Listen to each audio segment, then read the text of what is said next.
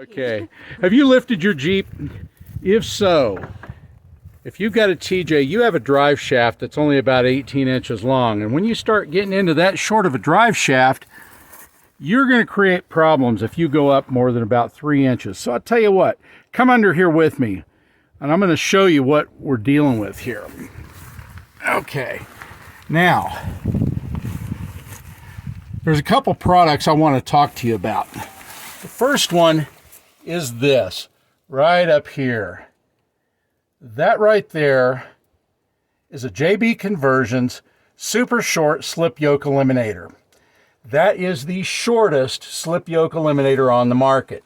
Now there is one drawback to this over some of the others, and that is, you see that right there? I'm trying to get the camera on it. That is a sensor that operates off of a reluctor wheel. That's going to be what drives your speedometer at this point. Now, if for some reason your gearing and everything is not correct, your speedometer will be off. Dakota Digital makes a real nice product that you can correct your speedometer and have it be accurate, even using this and whatever size tires you like. Now, the other thing I want to show you is with that super short drive shaft, you're also going to need a longer drive shaft when you change your drive shaft. And everybody needs a Woody. This is a Woody. This is a Tom Woods double cardan drive shaft. Now, these guys are amazing. I told them what I had, which is very odd. I've got 3 inches of body lift, 3 inches of BDS suspension lift, which is not a big deal.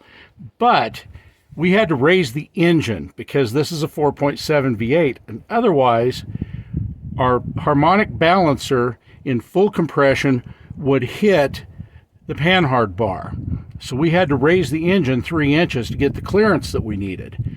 Now, whenever you put in, I don't care if it's a Woody or an Adams or whoever you use for your drive shaft services, once you do that, you're going to have to push the front of the axle back to correct the pinion angle. Don't hate me, okay? What I got for this, because we eventually plan on going metal cloak, we did Rubicon Express. Yes, they're cheap, they're Chinese, they're junk, but they work in a pinch. These were cheap, and they got the job done. They got the pinion angle correct for the slip yoke eliminator, which essentially puts your slip yoke in the middle of the drive shaft.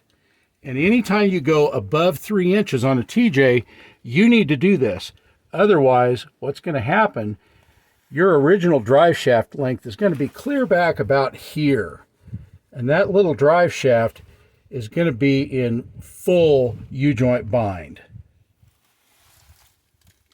So get yourself a Woody and a JB Conversion slip yoke eliminator and whatever adjustable upper control arms you want, and take care of it, and you can wheel and not have to worry about it.